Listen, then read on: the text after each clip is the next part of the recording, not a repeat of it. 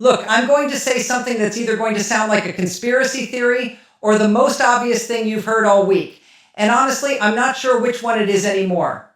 While Donald Trump was ordering warships into the Persian Gulf, while American F-35s were dropping bombs on Tehran, while the entire world was watching the Middle East erupt into what could be the biggest U.S. military operation in decades, Mark Carney was in Mumbai shaking hands, signing deals, smiling for cameras. And before you think this is just coincidence, let me walk you through the timeline, because what I'm about to show you is either the most opportunistic piece of geopolitical chess in years, or, well, there's no or. It's exactly what it looks like. If you haven't subscribed to Daily Brief yet, now is the perfect time. Hit that subscribe button and turn on notifications because this story is still unfolding and we are going to keep tracking every development as it happens. Now, let's get into it. February 27th. That's when Carney's plane touched down in India. Not the 26th, not the 28th. The exact day Trump's military buildup hit critical mass. The exact day oil traders started pricing in a war premium that would push Brent crude to 7-month highs. The day before Trump would launch Operation Epic Fury, bombs over Tehran, missiles over the Strait of Hormuz, and a full-scale regime change operation that's still unfolding as I'm recording this. Now here's where it gets complicated. Canada is the world's third largest petroleum exporter. When oil prices surge, Canadian coffers fill. Every dollar Brent climbs is money in Alberta's budget. So when Trump's missiles started flying and oil jumped to $70 per barrel, who benefited? Not the American taxpayer funding this operation, not the Israeli citizen hiding in bomb shelters, Canada, specifically Canadian energy producers who just watched their export values spike overnight. But that's not even the real story. Wait, it gets worse. While Trump is on TV announcing major combat operations, Carney is meeting with Indian business leaders. Not about politics, not about security, energy. 50 million tons per year of LNG. That's what sources are saying Canada is proposing to export to India, a uranium deal worth billions, locked in for nearly a decade, critical minerals partnerships, all of it designed, in Carney's own words, from November 2025 to reduce dependence on the volatile U.S. market. Let me read you what he actually said. U.S. tariffs and uncertainty will wipe $50 billion from our economy. We must reduce dependence on the volatile U.S. market. Volatile U.S. market. He said that 4 months before Trump launched the largest American military operation against Iran since 2003, 4 months before proving his own point about volatility.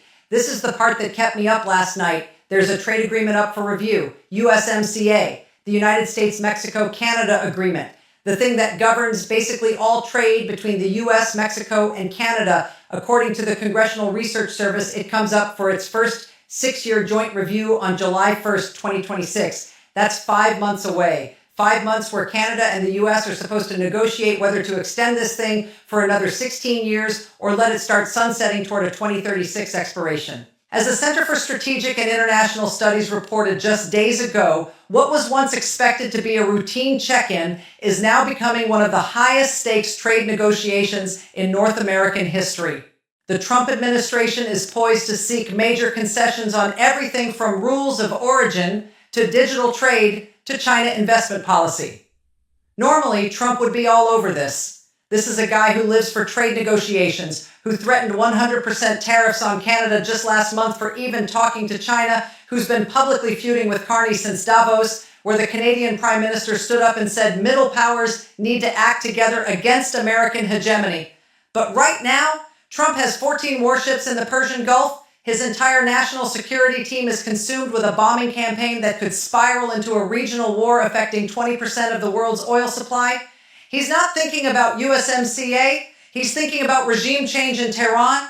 And Carney knows this, has to know this, because the window he has right now, while Trump is distracted, while oil prices are elevated, while the entire global energy market is in flux, that window won't last forever. But here's what nobody is talking about.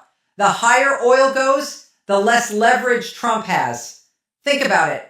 If Brent hits $75, $80 per barrel because of this Iran war, Canada's petroleum sector is printing money. The Trans Mountain Pipeline, the one that just got expanded and is shipping 400,000 barrels per day to Pacific ports, suddenly looks like genius-level infrastructure planning. Every tanker full of Alberta crude sailing to India or Japan is revenue that doesn't depend on American buyers. Documents reveal that Alberta Premier Danielle Smith signed a memorandum of understanding for that Pacific pipeline, specifically mentioning Asian markets as the destination, not American refineries, Asia.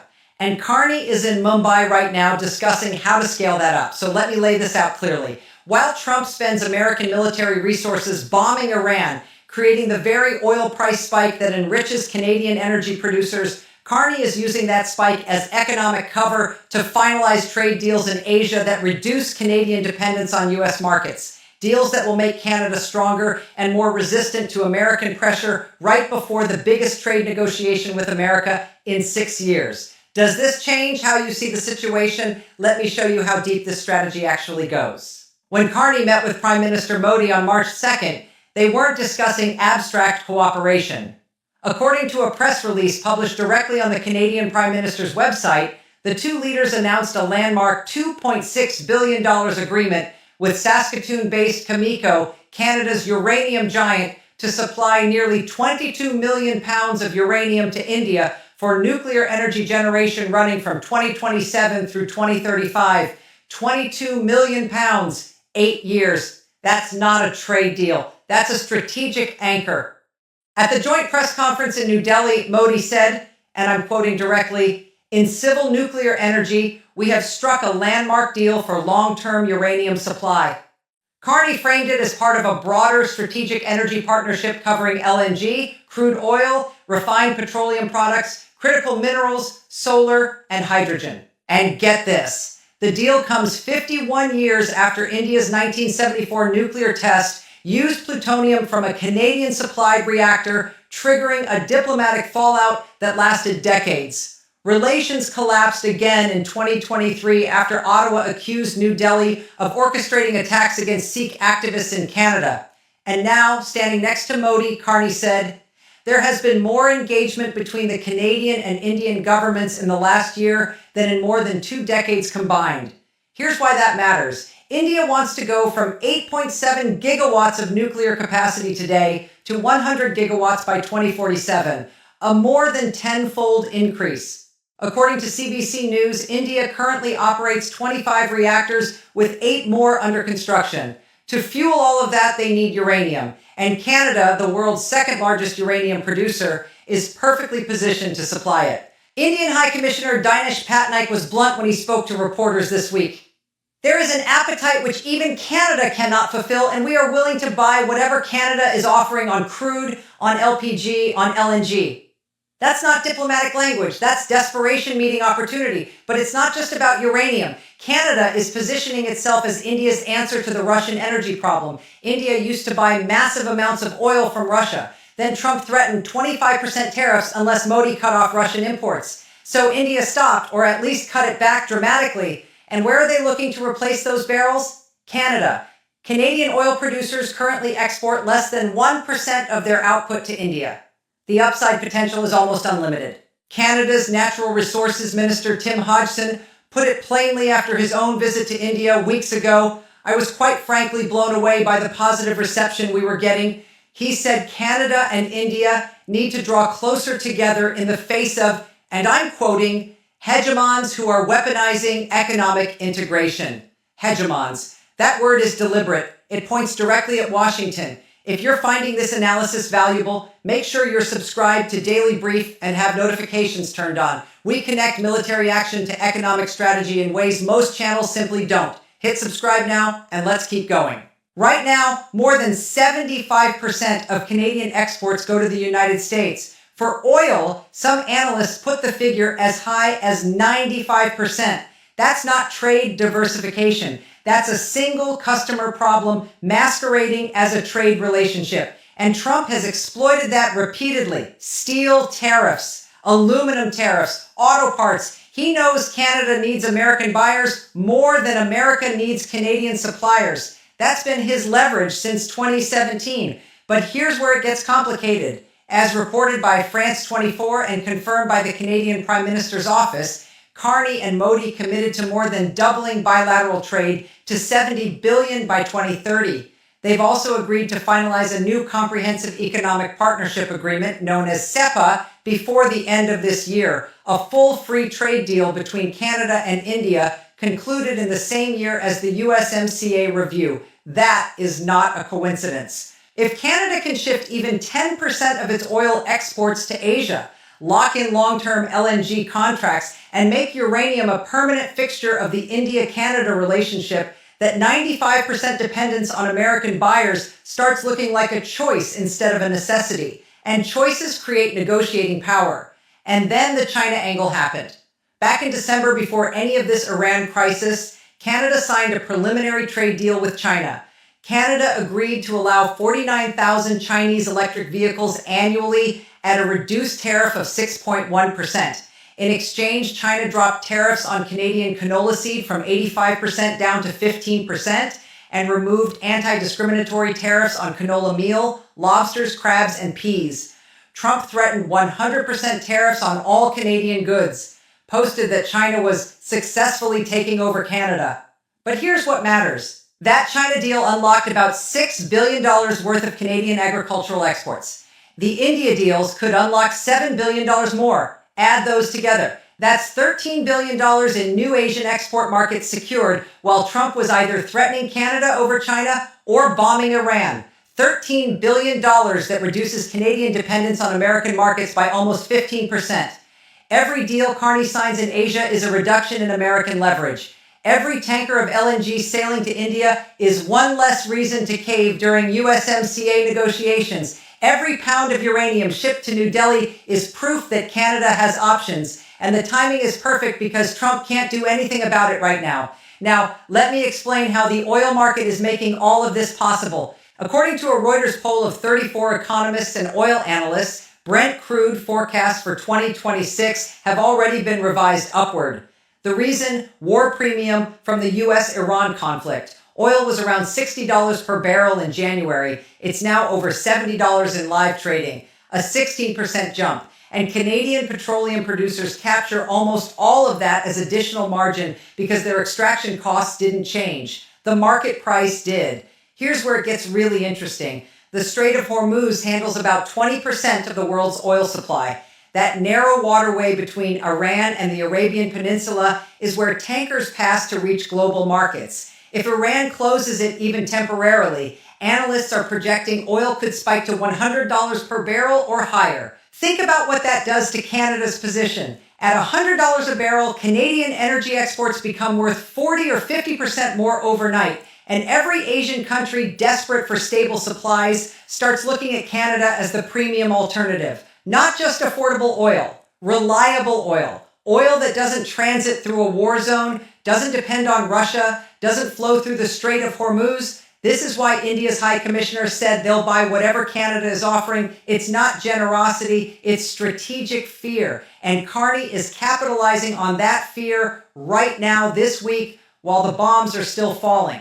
Meanwhile, in Alberta, Premier Danielle Smith signed an MOU for a pipeline expansion that would ship 400,000 barrels per day to Pacific ports. The documents explicitly say these barrels are destined for Asian markets. Not potentially, destined, infrastructure built with the explicit purpose of reducing dependence on U.S. buyers. Now add it all up. India wants to buy more Canadian oil to replace Russian imports.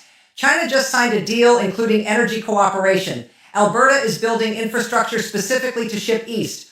Oil prices are elevated because of Trump's Iran war. The USMCA review is 5 months away, and Canada just signed a $2.6 billion uranium deal in New Delhi while launching a full free trade agreement negotiation targeting $70 billion in bilateral trade by 2030. This isn't random. This is coordinated. This is Canada using Trump's own military strategy to strengthen their position against him. When Trump bombs Iran, oil prices go up. Uncertainty plus supply disruption equals higher prices. But who pays? American consumers. Every time you fill up your car, you're paying the Trump premium.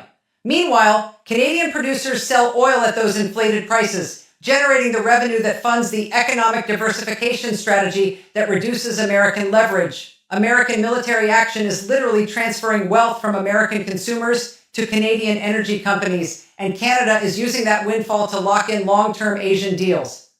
Trump creates the crisis. The crisis raises oil prices. Higher prices make Canada richer. Canada uses that wealth to build relationships that weaken American leverage. Sources are now revealing something that confirms this whole picture. During Carney's meetings with Indian officials, references were made to ensuring future trade disruptions don't impact bilateral cooperation. Future trade disruptions. They're talking about USMCA. They're talking about tariffs, the exact kind of economic warfare Trump has already deployed against both countries. And India responded favorably because they just lived through Trump threatening massive tariffs to force Modi to cut off Russian oil imports. They know what it's like to be economically pressured by Washington. So when Canada says, let's build a relationship that can survive American trade wars, India is listening closely. This is why Carney keeps talking about middle powers acting together. He's not being philosophical. He's building a coalition of countries tired of being pushed around by American economic power. So let me bring this all together. Trump is in the middle of Operation Epic Fury. 2 aircraft carriers, the USS Abraham Lincoln and the USS Gerald R. Ford, plus at least 14 warships total. Iran has already launched retaliatory missiles at U.S. bases in Bahrain, Qatar, and the UAE. Israel is under attack. The entire region is effectively a war zone. This is not wrapping up anytime soon. And while that's happening, Canada is executing a 10-day trade mission across India, Australia, and Japan, 3 of the world's fastest growing, most energy-hungry economies, all looking to diversify away from American uncertainty and Chinese dependency. According to the Canadian Prime Minister's office, Canada already has preferential access to 1.5 billion consumers across 16 free trade agreements covering 51 countries and 2/3 of global GDP. They are aggressively building on that foundation right now as Trump fires missiles. July 1st, 2026. That's when the USMCA review officially begins. According to CSES analysis, this is no longer a routine check-in. It's a high-stakes negotiation.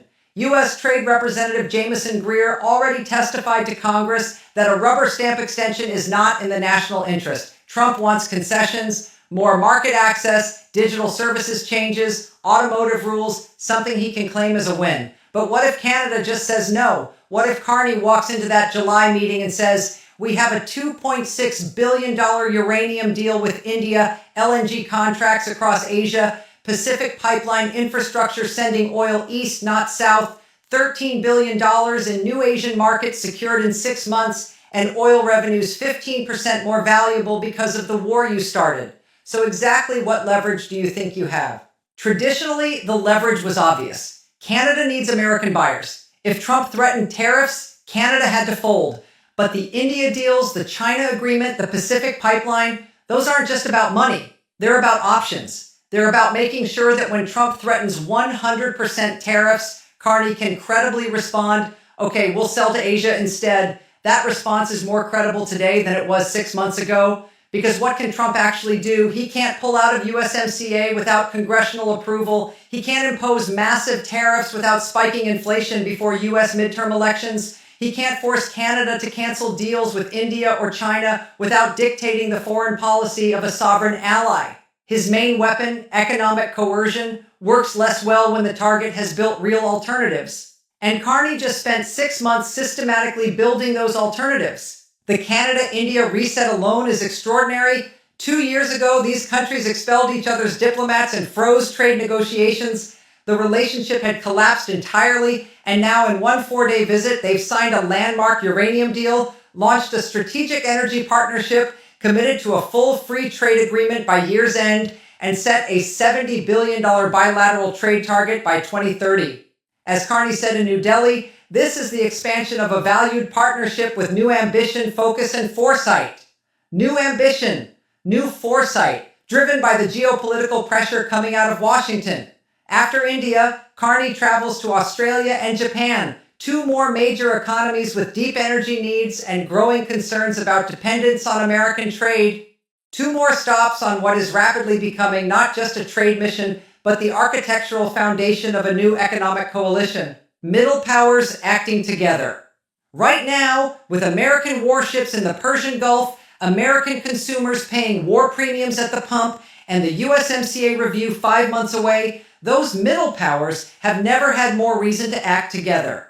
Where does this go from here? That depends on how long the Iran operation lasts, on whether the Strait of Hormuz stays open, on how high oil prices climb, on whether Trump's attention snaps back to North America before Canada finishes locking in these deals. What we know right now, Canada and India have signed a $2.6 billion uranium supply agreement. A full strategic energy partnership is launched. A free trade deal is being finalized by year's end. Canada has secured $13 billion in new Asian markets in 6 months. Alberta is building Pacific pipeline infrastructure aimed east, not south. And the USMCA review is 5 months away. Donald Trump is watching radar screens in the Persian Gulf, dealing with Iranian retaliatory missiles in Bahrain, Qatar, and the UAE, wondering if this operation is going to escalate into a full regional war. He is, for the moment, not thinking about Canada. Mark Carney is thinking about nothing else. That, my friends, is the story behind the story, and we are going to keep tracking every dimension of it as it develops. If you found this analysis valuable, make sure you're subscribed to Daily Brief, turn on notifications so you don't miss our next deep dive. We'll keep you updated on the USMCA review as July approaches, on how the India deals develop, on what happens to oil prices as the Iran operation plays out. The geopolitical chess match is just getting started. Thanks for watching.